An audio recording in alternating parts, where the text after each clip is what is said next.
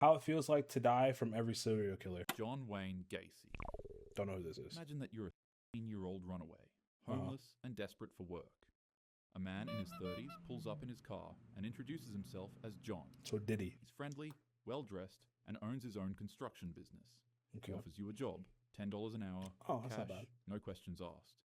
He says you can start tomorrow if you can. Bro, y'all remember when like 10? I remember when I was a kid, 725 was like good money. It's so crazy. Like even that now is trash. Sorry, I had to throw that in there. House tonight to discuss details. What?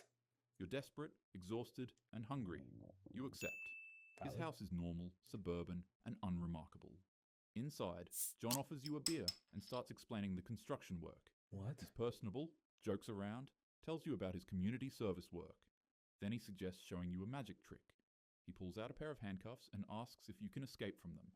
It seems weird, but harmless. No. I mean, it's already a cracked situation. Like, you ran away, so it's already hardcore. Handcuffs. You let him put the handcuffs on your wrists behind your back. Behind your back, yeah. The click of the cuffs locking is the last normal sound you hear. John's entire demeanor changes in an instant. The friendly contractor vanishes. He forces you to the floor and ties your ankles. You're screaming, but there's no one to hear you. His neighbors are too far away, and he's soundproofed the room. He places a rope around your neck, tied in a specific knot. Then he starts twisting it with a stick like a tourniquet, slowly cutting off your air supply. What the heck? You can't breathe, and this torture continues for hours. But then finally, he ties it one last time and doesn't stop. Your last conscious thought is terror. Your body will be buried in the crawl space beneath his house, along with 28 others. What? John Wayne Gacy was arrested in December Is that him? 1978 That can't be him. after the bodies of 4 late victims were found in the Des. That is him. It's the craziest part is like, it's always people that look normal. Like, you would never look at this dude and be like, Like Jeffrey, I'm sure we see Jeffrey Dahmer on this list. They look, Jeffrey Dahmer look a little weird, but they never look weird. Police discovered 29 bodies buried beneath his house. That's insane. His trial began in 1980. He pleaded innocent by reason of insanity. However, the jury convicted him of all 33 and he received the penalty. Okay. After all his appeals were denied, he was executed by lethal injection on May 10th, 1994. So it took 12 years? You're sitting on a bench at Lake Berryessa in Napa County, California, enjoying a peaceful picnic with your girlfriend on a warm afternoon in 1969. It's gonna be my turn soon. The sun is shining, the water is calm, and you're completely relaxed. Yeah. But suddenly, your girlfriend grabs your arm and points toward the trees. She tells you that she thinks she saw somebody watching you guys. That would be weird. And before you can even react, a 6-foot-tall, 250-pound psycho approaches you out of nowhere. Hot take, in this situation, what do you do? I always think about this scenario, like I'm out in the woods on the day camping. I'll never camp, so I'm black. But like, what do you do in this scenario? Do you run? You got your girlfriend, which is you can't run. He's 6 foot 250. So he's not as big and strong as me, but I don't, what do you do? He's wearing nothing but dark clothes, sunglasses, and a straight-up executioner hoodie with a Zodiac sign at the bottom of it. The hooded man draws a gun and slowly approaches you. Instinctively, you position yourself between him and your girlfriend. But to your absolute surprise, he starts to reason with you. He says that he's an escaped convict from Montana, and that all he needs is your car and money to get to Mexico. Even though you don't really have a choice, you tell him you'll cooperate. Okay. He orders both of you to lie face down on the ground. Then he tells your girlfriend to tie you up first. Afterward, he then ties her up in the same way. What? Without as much as even a second passing, the criminal tears her to shreds right in front of you with a 12-inch carving knife. You scream in horror as you try to break free from your restraints to save her, but your attempt to try to free yourself and charge at him quickly transforms into trying to escape him. It's a 2v1 though, so like realistically, I would just take the fight. He can't shoot both of us. Really, he can't get both of us, bro. There's no way I'm just gonna sit there and tell him tie me up. If he just wants my money and keys, I'll just give him my money and keys. No. You realize he turns his attention towards you. A plunges his weapon into your lower back, then your upper back, then above your ribs, and he doesn't stop. Eventually, as you lie on the ground gasping for air, that's you insane. watch as the man leaves a note on the side of your car. It'd have a Zodiac sign on it with the dates of 3 recent and the words "Buy knife." He puts it on there? This is what happened to Brian Hartnell and his girlfriend Cecilia Ann Shepard. Luckily enough, Brian would survive the encounter, but his girlfriend sadly would pass. Brian would describe the criminal to police officers, but the Zodiac Killer would. My bad, I moved my camera. The fact that he lived is crazy, by the way. Never be caught, and he'd go on to claim anywhere from 5 to 37 more victims, He never leaving got caught. behind cryptic notes like this. I like killing people because it is so much fun. It is more fun than wild game in the Morse forest, code? because man is the most dangerous animal of all. I mean, he's right about us being dangerous. Year-old waiting at a rural train station in Rostov, Soviet Union in 1984. A middle-aged man in glasses approaches you, soft-spoken and grandfatherly. He says he knows a shortcut through the woods to the next town and offers to show you the way. You're running late and he seems harmless, so you follow him. The forest path gets... Keep it a beam, bro. Are you going? You're running late. Mom's about to take your phone away from you. You're about to lose your toys. Are you going to follow the old creepy man? Me? No. But would you? You would. And colder, you would. And you begin to feel uneasy when suddenly he grabs you from behind. Huh? His strength is pretty shocking for his mild appearance. Suddenly, throws you to the ground and starts slashing with a knife he pulled from his coat. The attack is nothing short of animalistic. The butcher your hands, chest, mouth, skull. Toji. If you know, you know. I didn't watch a new episode. Cuts your voice short, leaving only faint, rattling breaths. The attack lasts only minutes, but feels like hours. As you're losing consciousness from blood loss, you see him doing something unspeakable with the knife to your body. Your last sensation is the indescribable horror of understanding what's happening, but being too weak to stop it. Andrei Chikatilo murdered at least 50 people between 1978 and 1990. He was eventually identified as the chief suspect of his heinous crimes and arrested. While in court, he was kept in a cage because of his erratic behavior. On one occasion, he pulled down his pants and in front of the court. What? He was executed in a Moscow prison in 1994. As he should. Jeffrey Dahmer. We know about this one. Now imagine you're at a bar in Milwaukee on a Saturday night when a blonde man in his late 20s approaches you. He's charming, good-looking. This is what I'm talking about. Like, you would not look at Jeffrey Dahmer and be like, oh, he's not a good person. You're never going to do that. Well-spoken.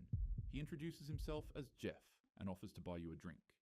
He mentions he's a photographer and asks if you'd be interested in making some quick cash by posing for photos at his apartment. What do you mean by that? Yeah, he offers you $50. You're broke, and he seems harmless enough, so you agree.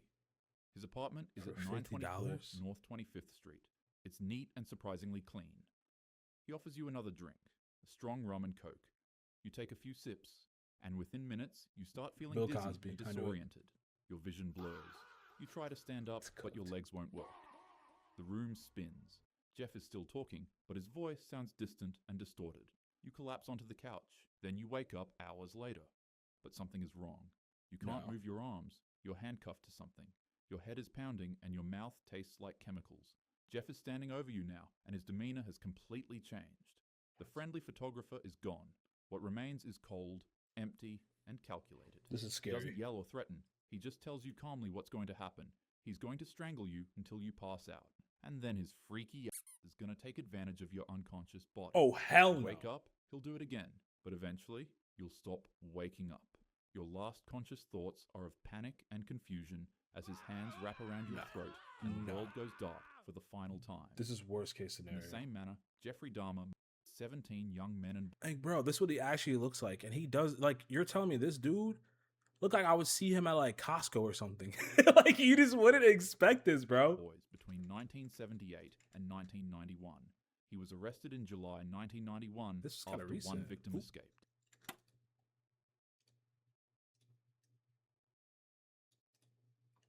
He was arrested in July 1991 after one victim escaped. Escaped? Harold Shipman. Imagine you're living your bonus years alone in Hyde, Greater Manchester. You've been feeling tired lately and short of breath. You call your family doctor, Dr. Harold Shipman, a respected general practitioner who's been practicing in the area for over 20 years. He makes house calls, which is rare these days, and he's always been so kind and attentive. He arrives at your home within an hour, black medical bag in hand. He takes your blood pressure, listens to your heart, and asks about your symptoms. He tells you it's likely just a circulation issue, nothing to worry about, but he'd like to give you an injection that will help. You trust him completely. He doesn't tell me what the injection is? He prepares a syringe from his bag. You barely feel the needle go into your arm. Within seconds, a warm sensation spreads through your body. You feel relaxed, peaceful, almost euphoric. Right. Dr. Shipman is asking you questions, but his voice is getting farther away. You're so tired suddenly. Your eyelids are impossibly heavy. You try to respond, but the words won't come. Your breathing slows, your vision narrows to a pinpoint of light, then disappears entirely. What the heck? You turn in your armchair, peacefully, never knowing your trusted doctor. Wait, I missed that. then disappears entirely. You die in your armchair, It takes me out? never knowing your trusted doctor just you with a lethal injection of diamorphine. Harold Shipman was Why?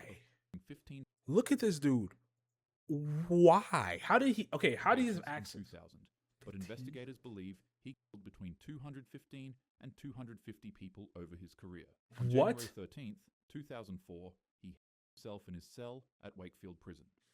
I feel like that's like unfair. I mean, if you know he's gotten that many people and you're assuming he took that many people, which means you have probable cause, just take him out, bro. Like, it's like, imagine now he's just chilling in a jail cell and he gets to take himself out. I don't think that's fair game. He should not be able to leave the servers, bro. Because you were lethally injecting people. You should get lethally injected. I know that sounds crazy, but like, that's insane. The boogeyman. So I keep moving. In 1870, Viewers a man beware. named Albert Fish suffered horrific as a child at an orphanage, where he was regularly beaten and as a result, he exhibited troubling behaviors that would escalate over the years of his life. Okay. Fish would lure children with promises of work, candy, or both. And in 1928, while pretending to be a wealthy man visiting a family's house to hire their son for work, Albert would convince the parents of a named Grace to let him take her to a birthday party. He didn't spontaneously do this, however. He was only able to take them after building trust and warmth with the family. And as you could guess, there was no party. He took her to an abandoned house, strangled her, dismembered her body, cooked her, and ate her. What? 6 years later, Albert would send the family a letter saying this: "On Sunday, June 3rd, 1928, I called on you and brought you pot cheese with strawberries. We had lunch. Then Grace sat in my lap and gave me a kiss on my cheek.